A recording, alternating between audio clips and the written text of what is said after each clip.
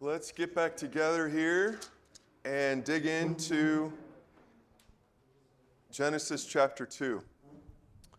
Okay, so we have already discussed the trajectory of heaven to earth in Genesis chapter 1, and we already looked at Genesis 2:4. But essentially what you find is these are the generations of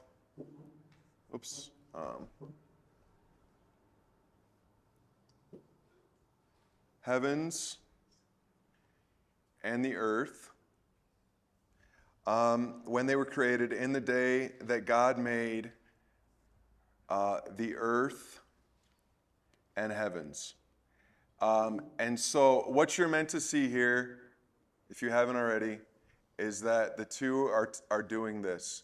And what we have to question ourselves on is that us? Are we drawn to heaven? Do not store up for yourselves treasures on earth where moth and rust corrupt, but store up for yourselves treasures in heaven where moth and rust do not corrupt and where thieves don't break in and steal. For where your treasure is, there your heart will be also. This is us. This is to be us. We are to be heaven-oriented people longing for the city of God and waiting for it. And that's the essence of why did God create things so slowly in the Genesis narrative. The answer is patience. The answer is waiting. That's the idea. And if that isn't clear enough, you look at what God does next, and it demonstrates it even more strongly.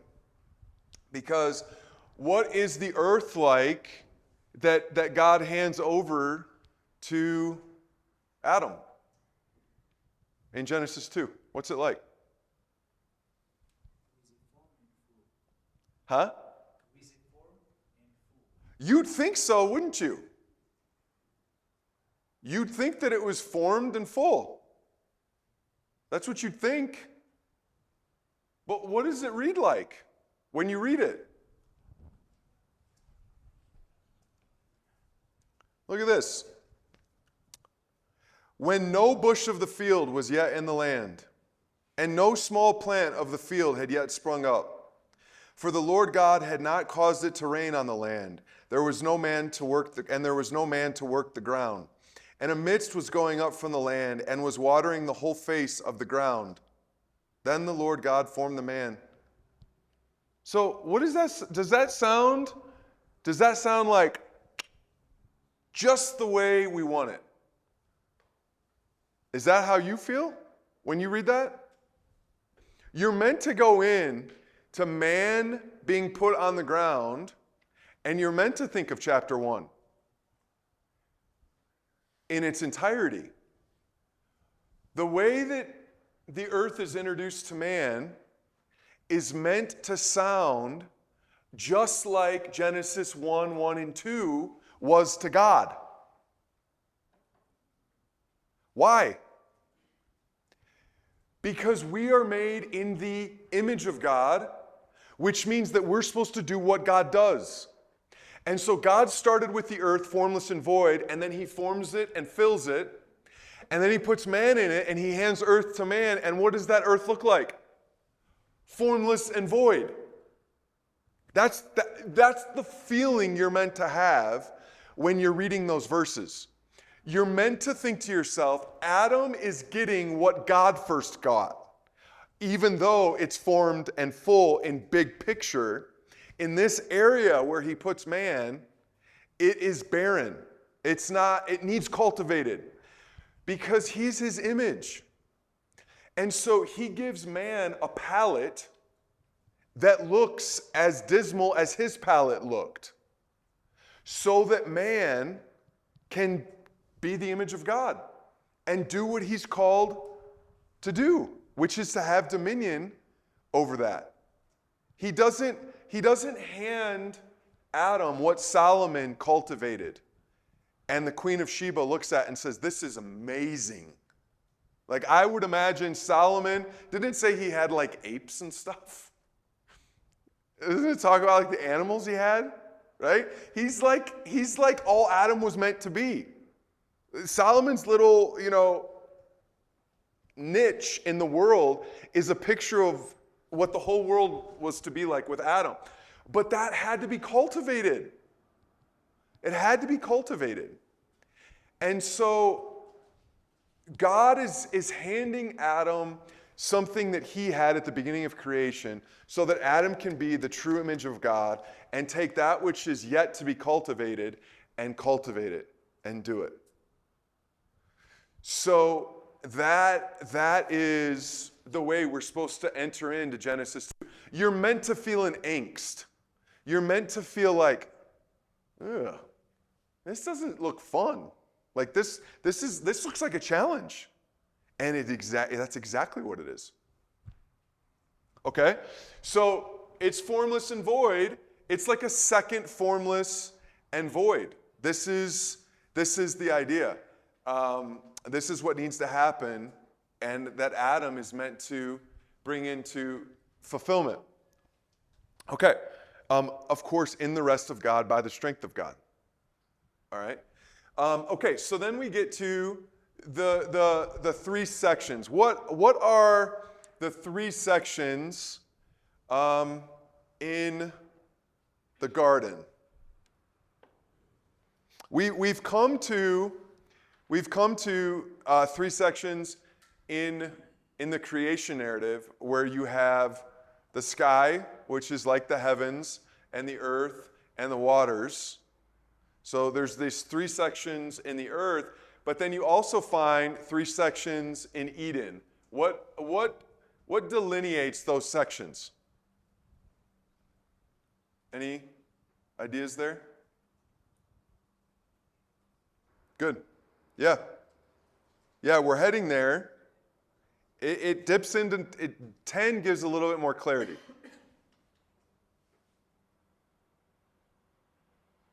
A river flowed out of Eden to water the garden, and there it divided and became 4 rivers.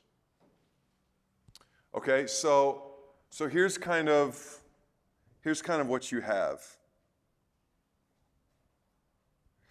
So you've got Eden, and out of Eden flows this river to water the garden where he puts man. And then that river is so mighty, so vast, that it splits into 4 rivers. Okay? So the 3 sections would be Eden, the garden within, the garden within Eden, so I should do it like that, and then the 4 rivers that go out. Okay? And so to make it, a little bit more clear, you've got Eden, garden, and the rivers. This river splits into 4, and 4 is a big number. You'll find that there's 4 corners of the earth in the Bible. You'll find that there's 4 winds. How many directions are there? The tabernacle complex is laid out essentially like this, with the tabernacle in the center. And it's the 4 directions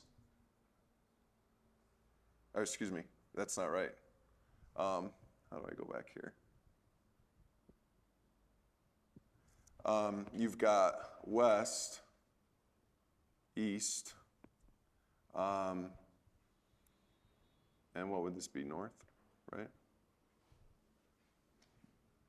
Yeah, okay. So you've got 4 rivers, 4 corners, 4 winds, 4 points on a compass. Okay? So you've got Eden, the garden, and then what's essentially the outer world. Okay? Now, do you have 3 sections like this in other places in Scripture? Okay. Abel, what are you going to? You said a mountain? You talking about Sinai? Oh, which one? Oh, you're talking about the tabernacle. Okay. All right, so let's do this. Yeah. So this is the tabernacle complex. Okay. So yeah. The court.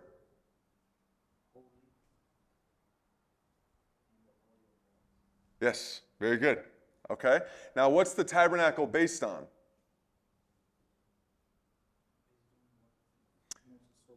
Where did he come up with the tabernacle? From where? Mount Sinai. And that's in Exodus 19.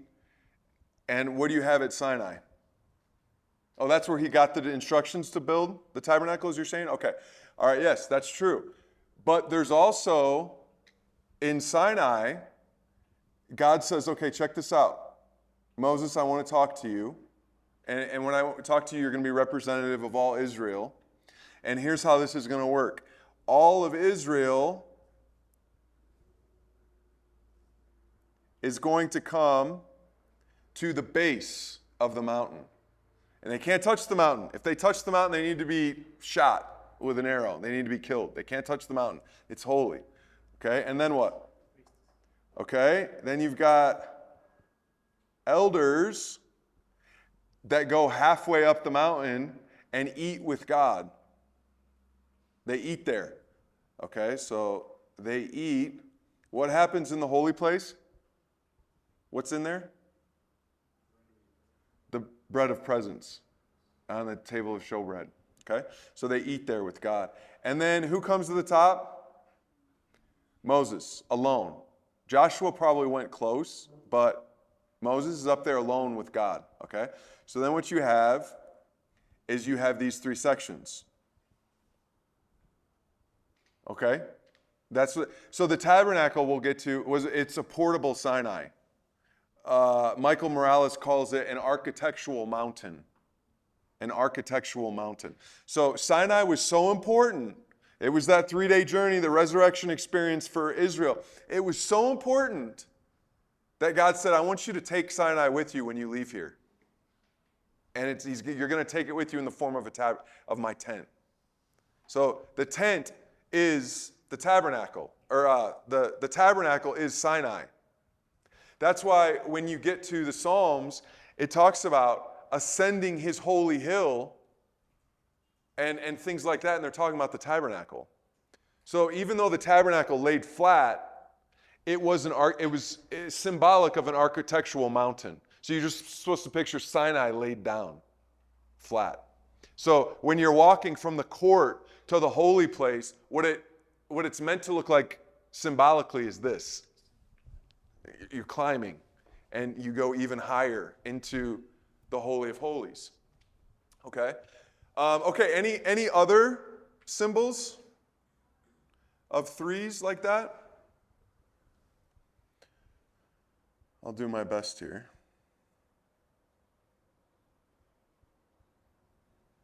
What do you think that is? What's that look like? The ark. How many levels did the ark have? It had 3 levels. Okay? And what is the ark made of? Wood. What's wood come from? So the ark was a floating Eden. You catching that? So just like Sinai is a mountain reflecting Eden, and the tabernacle is reflecting Sinai, the ark was looking back to Eden too. And we'll talk in just a little bit how Eden was a mountain. Eden was a mountain. Okay, any other three things like that? What does Jesus say in Acts 1:8, I believe it is, for the mission of the church? To start in... You see that? You're going to go from Judea to Samaria to the ends of the church, to the ends of the world. You see that three section concept there? Yeah. Okay. So these are things, and I mean, and there's other thoughts. You know, you've got Jesus, the disciples, the outer world. You've even got within the disciples, you've got Jesus, and who were his closest associates? Peter, James, and John, and the other disciples. So you have a set of three in Jesus' system. You've got even in the Ark of the Covenant,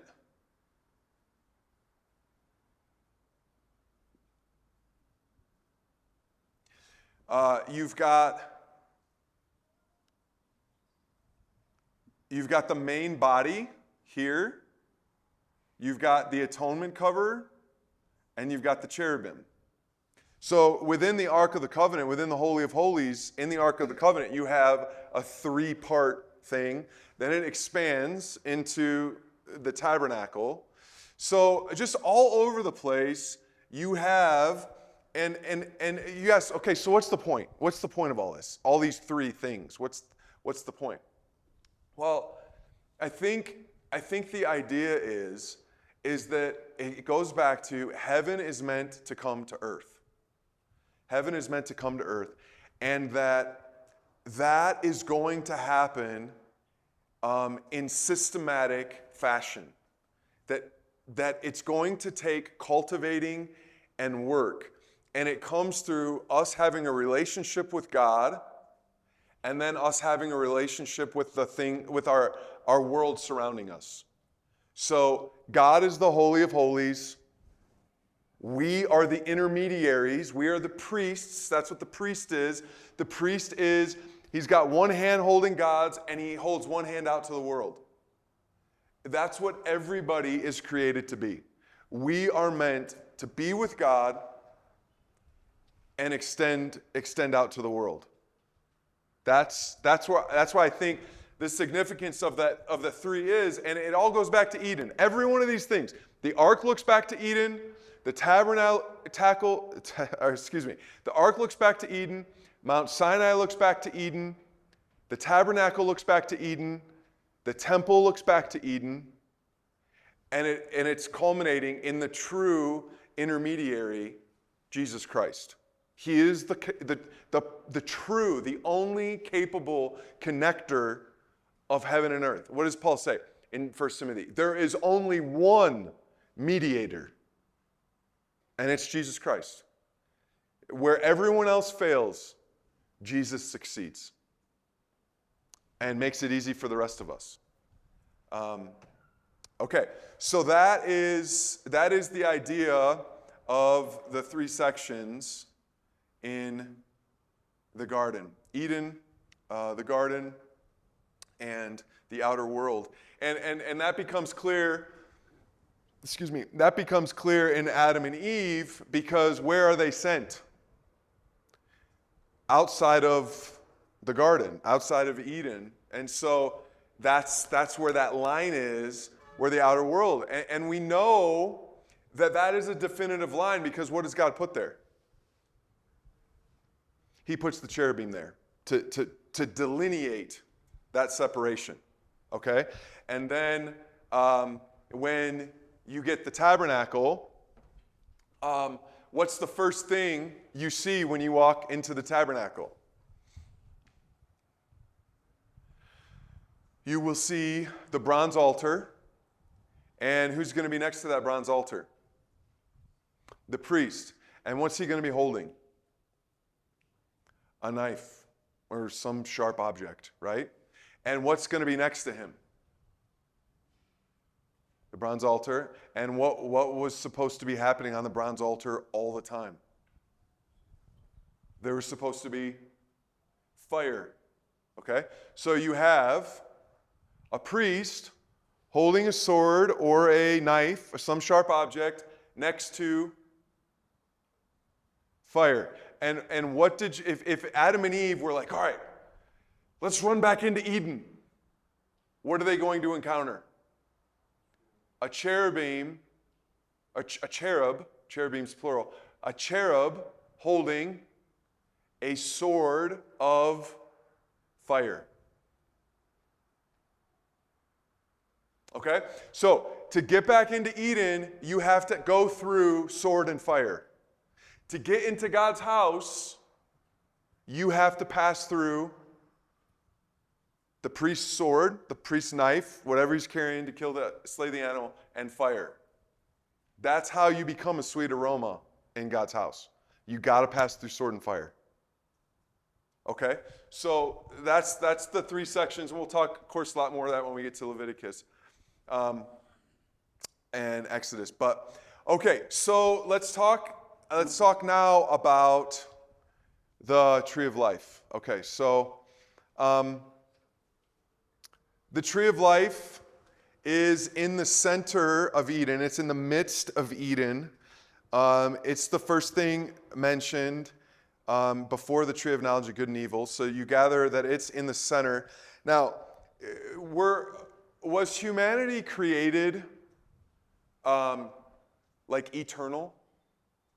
Or could Adam and Eve die? What do you think? What do you gather from how you read the text? Exactly. Okay. So yes, Adam and Eve could die pre-sin. Because he doesn't say, okay, I'm taking away their eternality and now their bodies can die. Their bodies could always die. The tree of life kept them alive eternally. And you see this all through.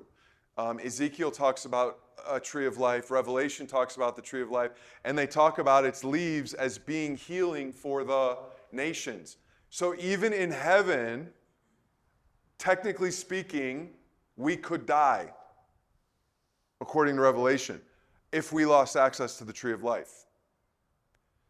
Why do you think God did it this way? Exactly. John 15. I am the vine, you are the branches. Apart from me, you can do nothing. So I think God created it this way that we were always meant to be dependent creatures. Adam and Eve were to live in the rest of God by the strength of God, not in their own strength. So they're always dependent. We're dust. That's what we are. We're dust. We're always meant to be dependent on true life. So I think that's the theological import of this, and the passages, Ezekiel 47:12 demonstrate that. Psalm 1:1-3 demonstrates that you'll be like a tree planted by streams of water. You yourself will become a tree of life as you abide in Christ. And Revelation 22:1-2 demonstrate that as well. Okay, so let's talk about the tree of the knowledge of good and evil. Okay. So this is a really important thing to grasp here. Okay. So don't read Genesis 2 disconnected from Genesis 1. Okay? So we just finished Genesis 1, and now we're introduced to this tree of life, and we know that God is the giver of life because we just saw that in Genesis 1, so we know that that tree is intimately connected with him.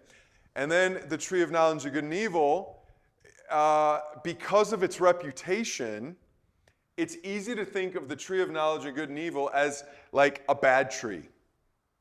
Okay? All right. The tree of knowledge of good and evil was actually a very instructive tree. It was a very helpful tree. It was a blessing to Adam and Eve. It was not a curse. Okay? Think of the name for it. The tree of knowledge, the tree of the knowledge of good and evil. And we just came out of Genesis 1. So, the question then becomes, who has the knowledge of good and evil? God has the knowledge of good and evil. How do we know God has the knowledge of good and evil? How do we know that? From reading our Bibles. Guys, I'm telling you, I really think God wrote the Bible that if you just read it the way he wanted you to, you wouldn't need any of those books on those shelves. Now, unfortunately, we don't read it the way we're meant to, and so we need all those books on the shelves. But if someone read the Bible, it was meant to be read, I'm a firm believer that Genesis 1 to 3 would help you interpret the rest of the Bible if you read Genesis 1 to 3 rightly. So I want to imagine that we're just reading the Bible in a closed room. How do we know God has the knowledge of good and evil when we get to Genesis 2? He saw, which is a method of judgment James Jordan pounds over and over. Seeing is a method of judgment. Okay? He saw that it was good. Yes, he pronounces it 7 times. It's very good, Shaq. He does that. Now, what about evil or something that's not good? You guys should all be really familiar with this. We spent a ton of time on it this morning. What does he not pronounce good? He doesn't call it evil, because nothing's sinful or wrong. But what's not good? The firmament. He doesn't call it good. Okay? And in just a second, he'll call something else not good. What? Man being alone. Okay, so guys, here's the beauty of what God did. He gives creation. He doesn't call day 2 good. Adam's about to realize another thing that's not good, namely his celibacy. Okay? So what God has done is he set himself apart as the definer of what is good and what is not good.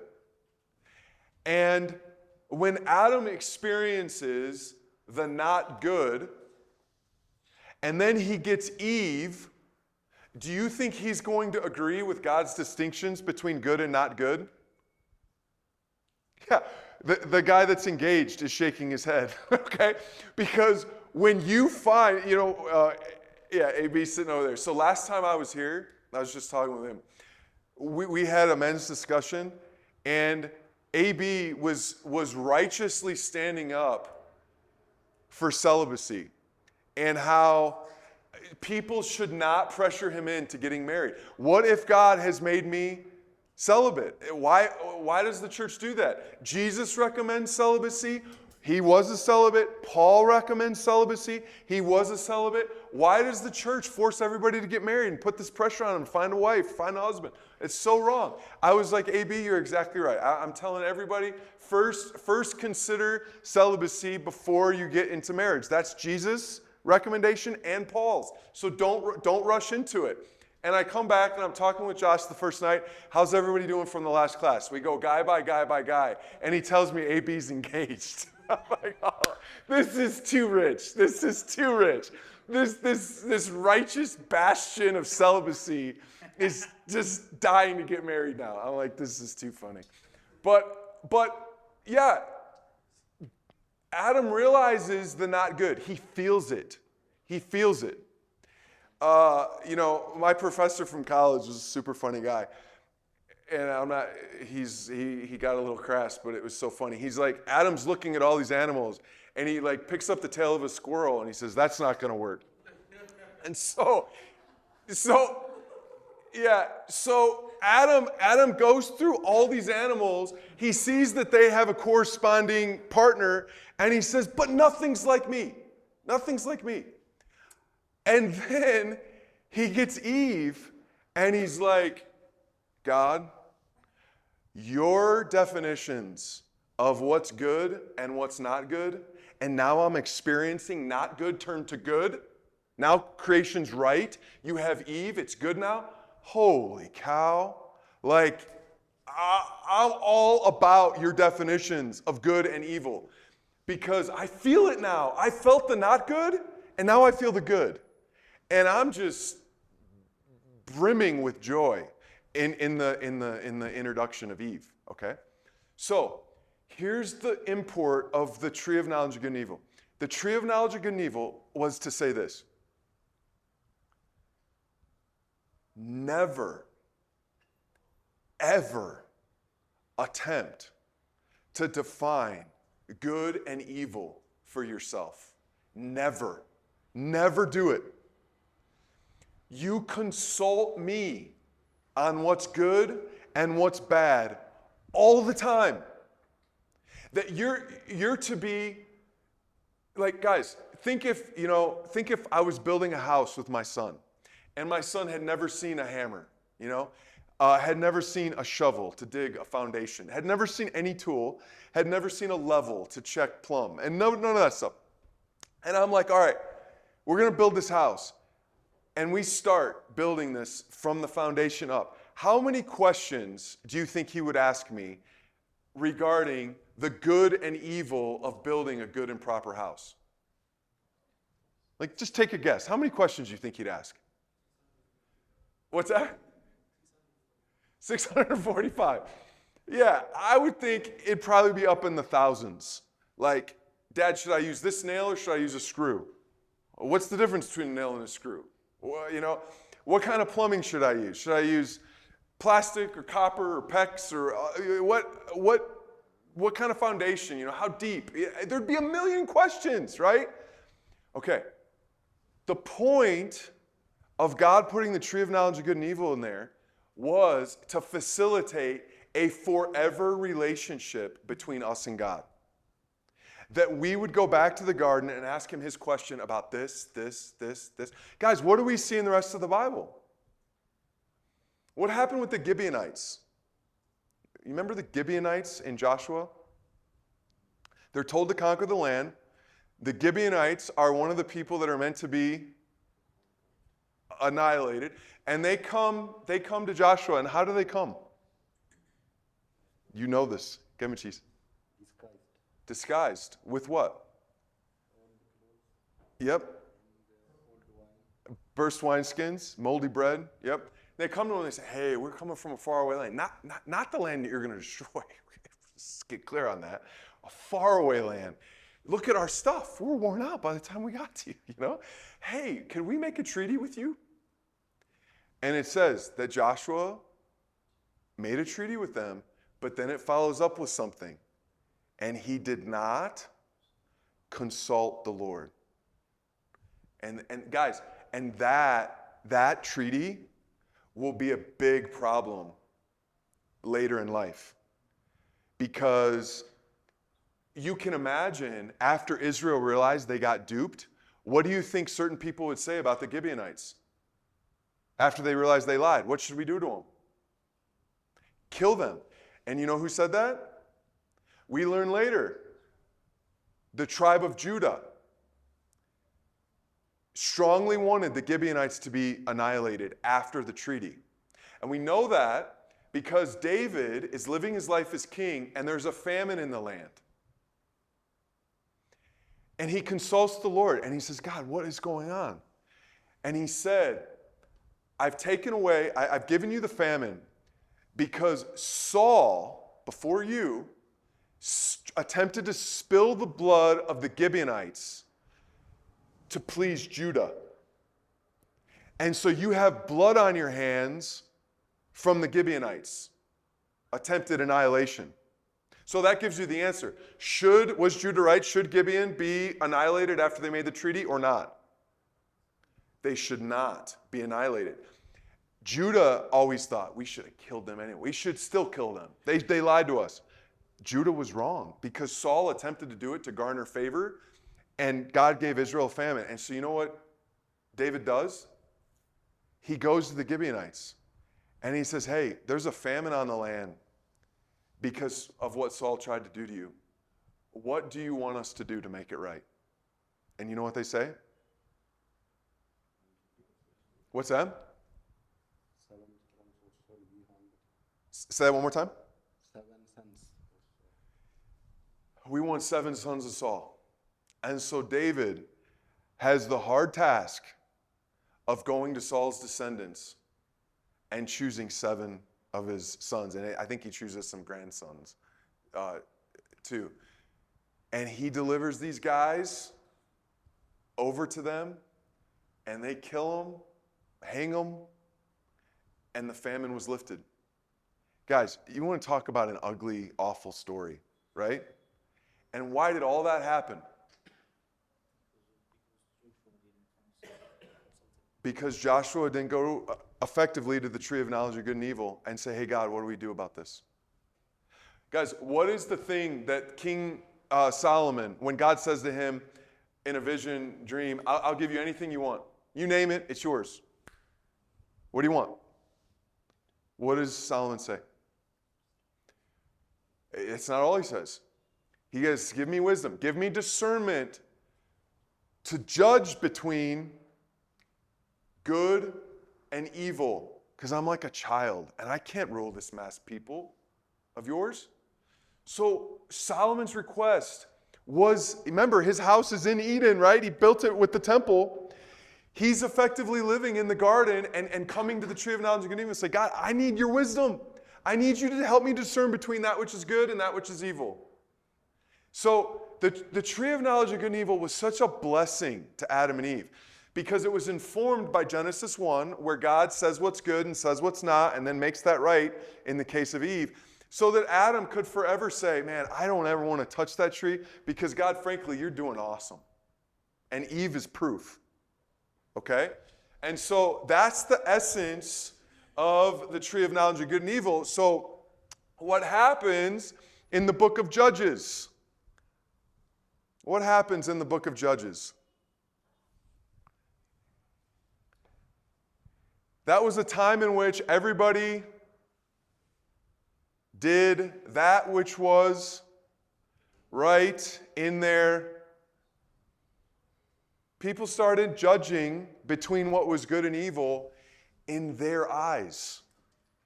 And all hell broke loose. And the tribes nearly kill each other. Right? And guys, you want to see this on rapid speed? Just visit the U.S. Because that is exactly what's happening. Everybody is defining what's good and evil in their own eyes. And the country is just imploding. Because everybody's deciding what's good and what's evil to their own shame, to their own destruction. That's the idea. So you're introduced to this concept in the law where he says at the end of Leviticus and the end of Deuteronomy, I'm presenting to you life and death. These are the options. You know, it's just like the 2 trees. You get to the book of Proverbs, and there are 2 women that take prominence, right? Lady Wisdom and Lady Folly. These are, what you'll find is that the tree of life and the tree of knowledge of good and evil show up throughout the Bible in different forms. For Israel, it was, I'm presenting to you life and death.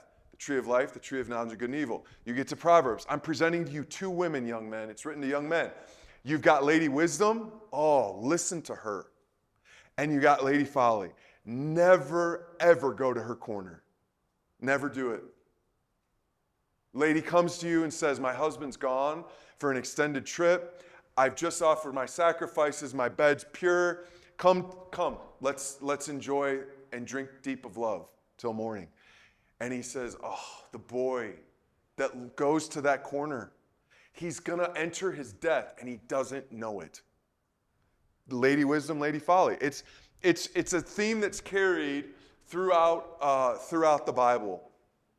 And so this is the idea of God eliciting faith out of Adam. Okay, and it brings communication forever, and that comes to our Micah 6 passage. What do you want from me, God? I want you to walk with me. The tree of knowledge of good and evil necessitated walking with God all the days of your life, because you're constantly consulting him on what's good and what's evil. And this obviously assists our prayer lives. That's the idea. Okay? All right. So then we go on and we go to Eden's River. We talked briefly about this. So it breaks into 4, and then you have a 4-cornered altar.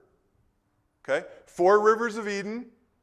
You've got a 4-cornered bronze altar, and those corners get attention because he daubs each corner with blood. Okay?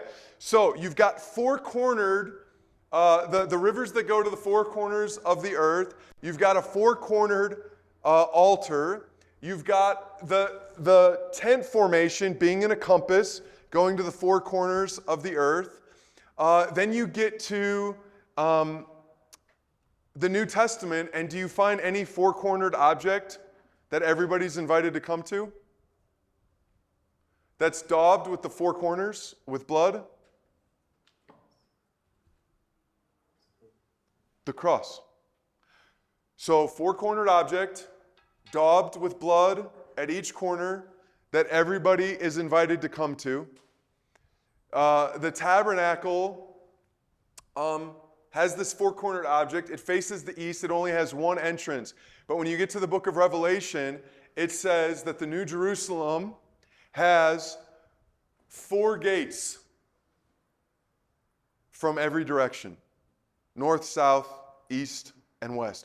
So you have the river be like the altar, be like the cross, and be like the 4 gates in the new temple, or the new representation of the temple in the new heavens and the new earth. So this river is meant to be very, very missional, is the idea. Ezekiel 47, and where is you've got the 4 corners of the altar, but what's behind the altar is the laver, which is filled with water. So you kind of have this concept of water flowing to the altar where it breaks into 4 rivers. You with me? Okay. Now, lest you think I'm reading that into it, when you get to Ezekiel 47, do you remember what Ezekiel's vision is of the temple? What happens? The water. And how does that water go?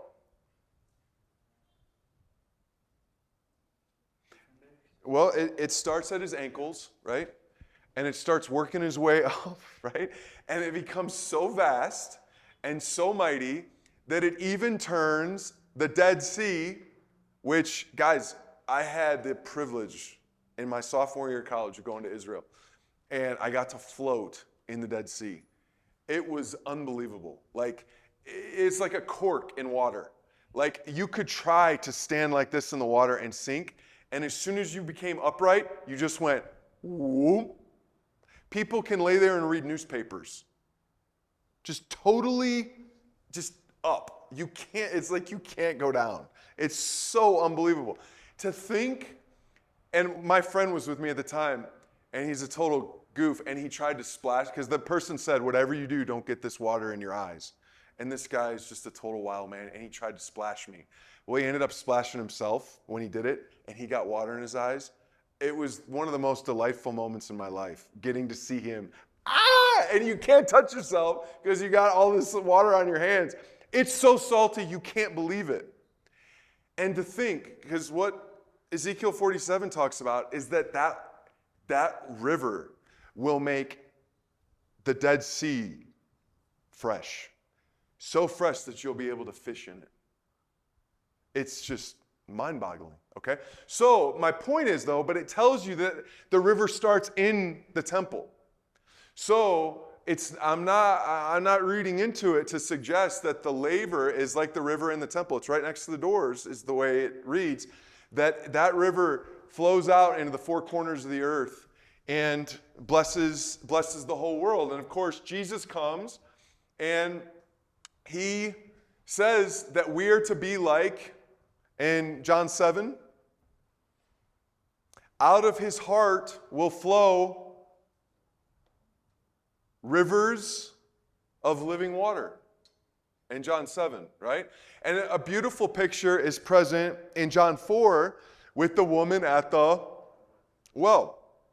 And what's a really interesting tidbit that John leaves in there is that the woman comes there to get water, and Jesus says that if you knew who you're talking to, you'd ask me for water, because he's the living water, right? I have water, living water. And then what's really fascinating is once she talks to Christ, she goes to her town, okay? And it says that she left her jar. She left her water jar. In other words, what did she actually find? The living water. She has no need for the water jar anymore. And then she takes off, and it's like she's a stream of water that goes into her town to tell everybody, come see a man. Come meet a man who told me everything I ever did. So this is the beauty of what Jesus says. And so another thing that we'll get to is that women are often associated with water. Okay? So you're meant to see this, and it's meant to remind you of Eden. Where do most people you recognize in the Torah meet their wives? At the well. Who does that? Do you remember? Jacob does. What's that? Yes. Well, so Jacob meets his wife, but Abraham's servant meets Rebekah there. Yep. Moses meets Zipporah there. Okay. So you find this, and then you find that women. So Adam gets Eve by a river.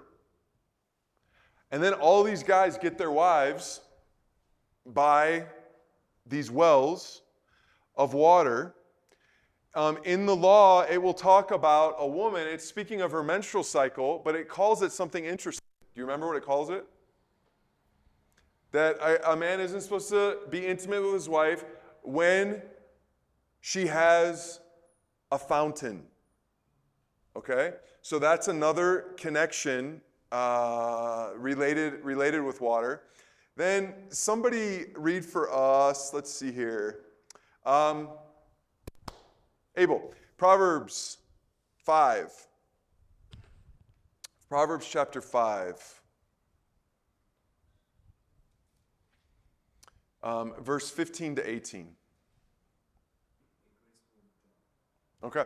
So you see this association that Solomon is making between women and a spring of water, a well, a fountain. And so this is, and obviously this finds its way into multiplication, that in the procreation process, the woman gives birth to the children. And it's like the fountain starts with the man and goes into the woman, and it flows out into the world. So you have this imagery that is happening, that, husbands and wives are to raise their children in the nurture and admonition of the Lord, and they'll be a blessing. And that's so you see this movement. So women are often associated with rivers. And then interestingly, we know that Eden is a mountain. Dagi, would you look up Ezekiel 28:14? and read that for us. Okay. So you get the impression that Ezekiel is referencing an Adamic character, and he calls Eden, this mount, he refers to this Adamic character being on the mountain of God, which is Eden. Now, even without Ezekiel 28:14, there is a way that we can know that Eden was a mountain or a high place. How do we know that? Rivers flow downhill, right? That's what happens to rivers. They flow down. And so Eden is a mountain. Now, Eden is sort of a corresponding partner to the rivers because the river represents the mission of God to go out to the ends of the earth. And a mountain corresponds to that because where is a mountain accessible? Where's the entrance of a mountain? Is there an entrance of a mountain? It's accessible from everywhere. You want to climb a mountain, you can choose any area to get it. So what you have, do you see how it complements the four rivers that go to the four corners of the earth? It goes out into the world, and it invites everybody to God's mountain, which is accessible from all sides and leads to one single, every mountain has a single high place, a single point. And so the rivers going out to the four corners of the earth come back to the mountain from all corners. That's the essence of Revelation's city being accessible from all four corners. Do you see how those complement each other? The river goes to the four corners so that you come to the mountain of God and it's accessible from four corners. Okay? So this is the idea. And then just as women are frequently affiliated with a fountain or a river, you also find a mysterious sort of correspondence between men and mountains. So when the Song of Songs beloved speaks of her lover, she talks about him jumping over the mountains, like a wild stag making his way to her. David talks about God making his feet like hinds feet, which are the strong back legs to get up hard places, that his men were like gazelles, his mighty men, they ran like gazelles, things like that. So it's just interesting how Eden is being replayed all throughout the Bible. Who of all the mountains of God, and you've got Mount Eden to Mount Moriah with Abram. You've got Mount Sinai, Carmel. Did someone say another one? Ararat with Noah. Very good. Moriah becomes the Temple Mount, where they build the temple. You've got Jesus on the Mount of Transfiguration. You've got the Sermon on the Mount. He dies on the hill Calvary. They go to the upper room. And then he's ascended, and we all worship on Mount Zion. Okay, so in each of those situations throughout, and he calls someone up to the mountain, the gender is the man. So you've got this interesting thing where women are associated with the river, with the water, and you've got men associated with mountains. And all of this is calling back to Eden. Why? Because Eden was prophetic. It was prophetic, and it never got fulfilled until Jesus. So Jesus read the law as unfulfilled, okay? All right, so let's keep moving here. And in reference to Christ, I mentioned the Sermon on the Mount, Transfiguration. He's lifted up from the earth on the cross. He's raised from the tomb. So all of these affiliations fulfilling the Torah. Okay, so then You've got Eden as a mountain, you've got these rivers, and then he tells you about the surrounding land. What does the surrounding land look like? We talked about the barren part, but then he talks about some stuff that's near Eden. What is near Eden? And what does it have there? There's some resources to be found. What's that? Onyx. Good. In Havilah, you've got gold. Then you've got this other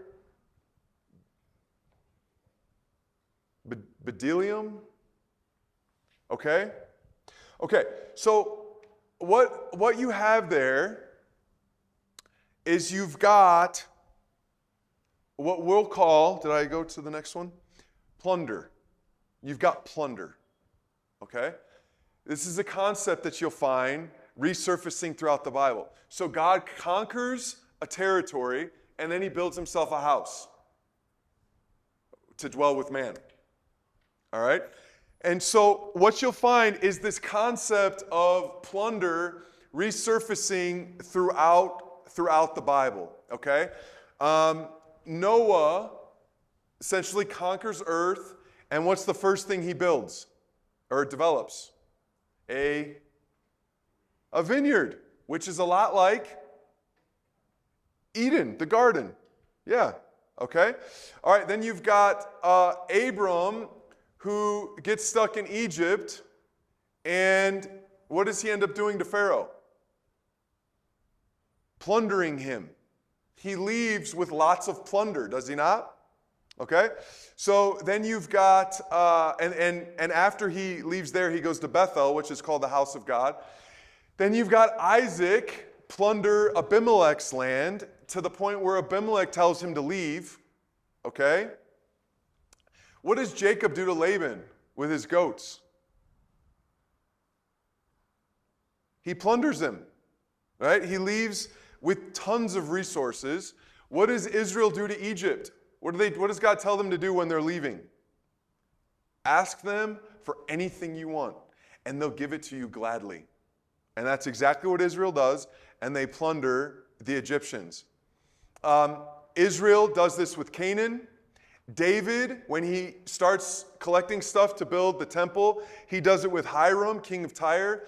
And then Solomon, when he builds the temple, he does it also again with Hiram, king of Tyre, and Hiram gives him resources, okay?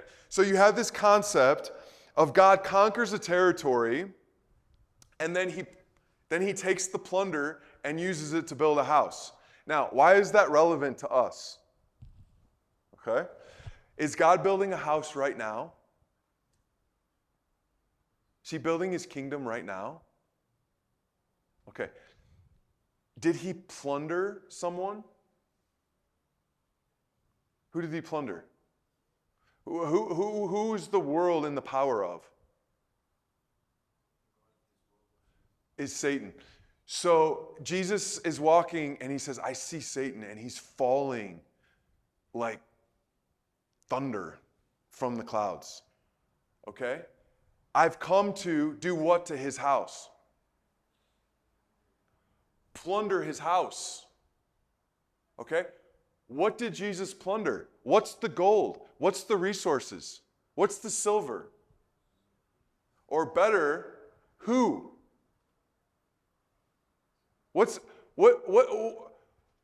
Paul was a builder. He's actually a tent maker. He's a tabernacle maker. Okay? He's a tent maker, but he says, I'm building. And what's he building with?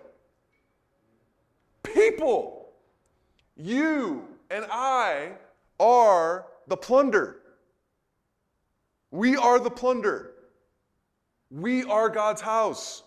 We are stones, Peter says, but we're not just stones. We are living stones being built and crafted into a house for God. So we are the plunder of Satan's house. So this theme of Eden was always coming, and they were meant to build a literal city of light in Eden, city on a hill. They were meant to build a literal one, But the big mission is to fill the earth with the knowledge of God like the waters covers the sea. And the best way to do that is through his images, right? And so we are being built into God's house. Let me see if we got time here. Yeah, let's look real briefly at Hebrews 10. Hebrews 10.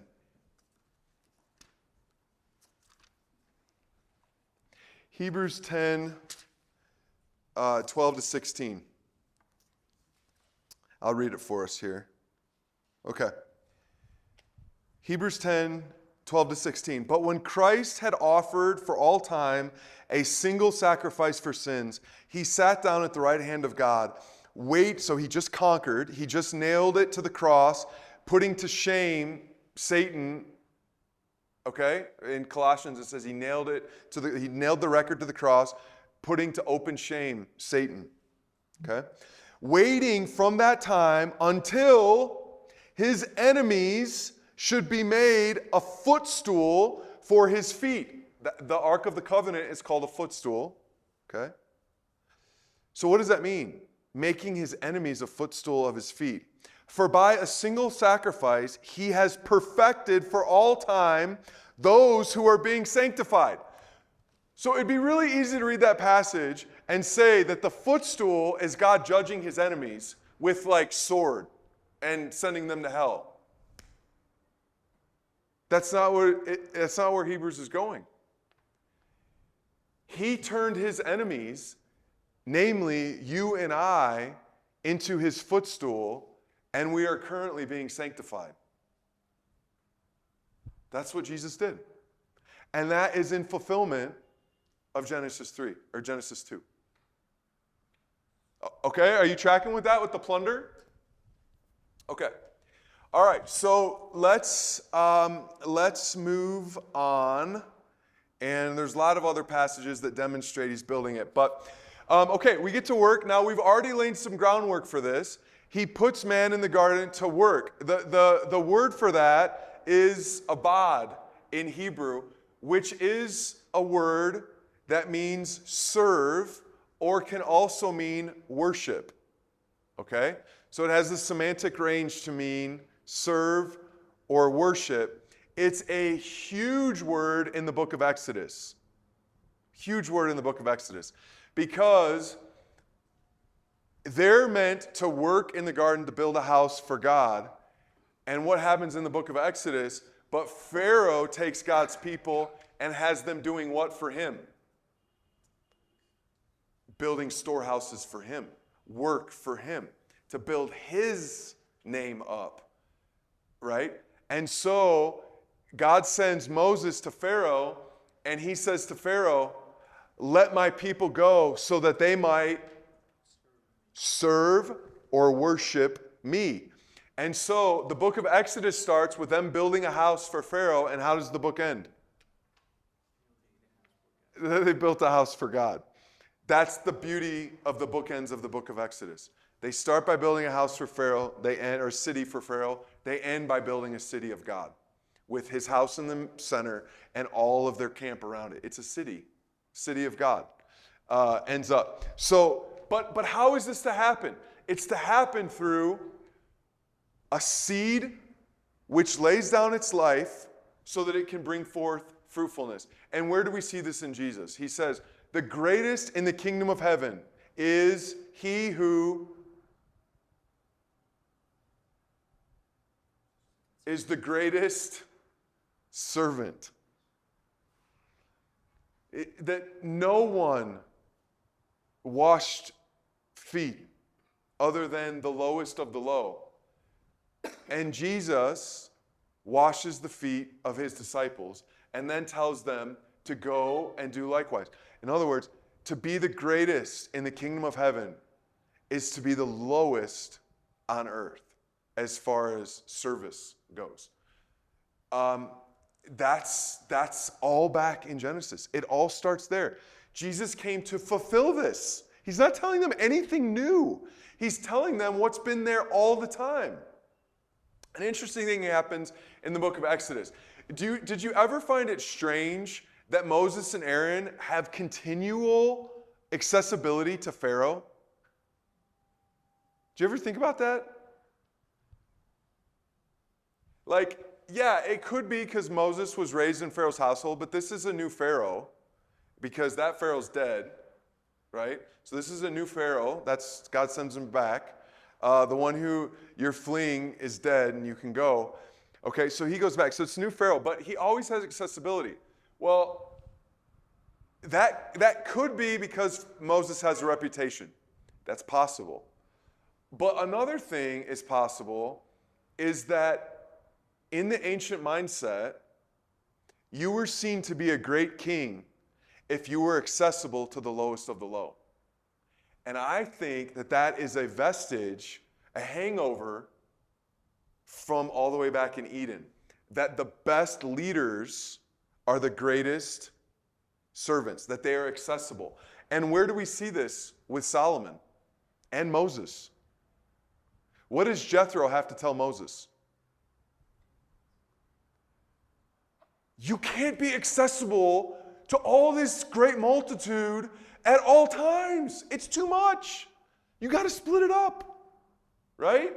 So Moses, the leader of Israel, 600,000 men, probably 2 million people, was accessible all the time because the greatest leaders are the greatest servants. And then remember where we see the discernment of Solomon? Who do we see it with? Where does it show up the greatest? He's presented with a really difficult case. With the baby. And who are those women? Are those high, noble women that would see Solomon? No, I think the text indicates that they're very lowly women, and yet they have access to King Solomon, who just was hanging out with the Queen of Sheba, or will hang out with, I'm not sure the timeline. Do you see what I mean? So service is all through leadership in the Bible.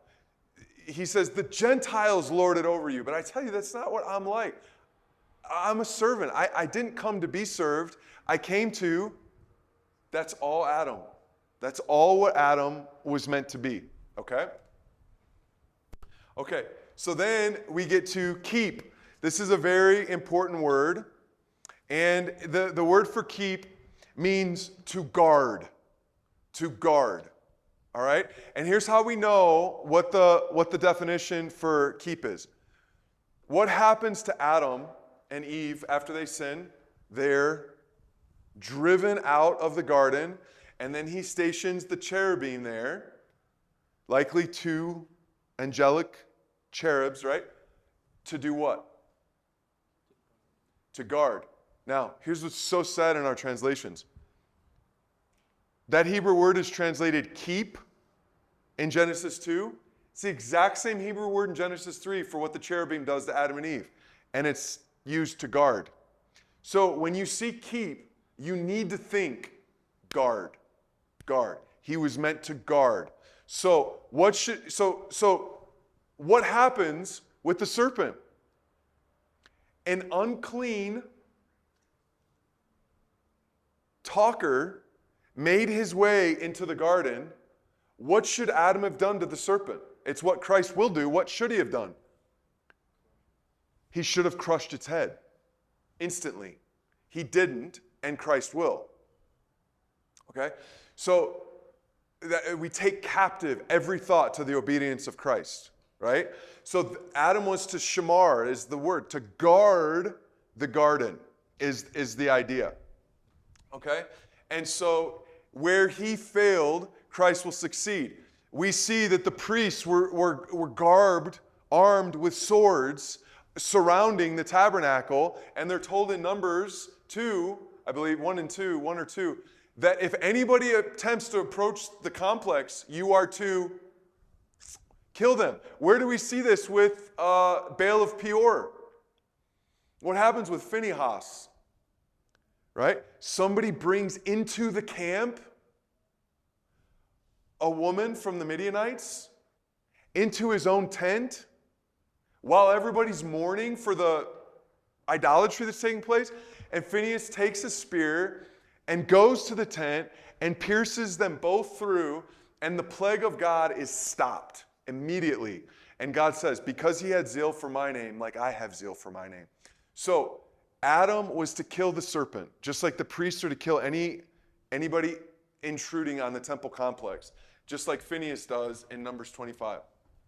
So this is the idea, and this, of course, is exactly what Jesus will do.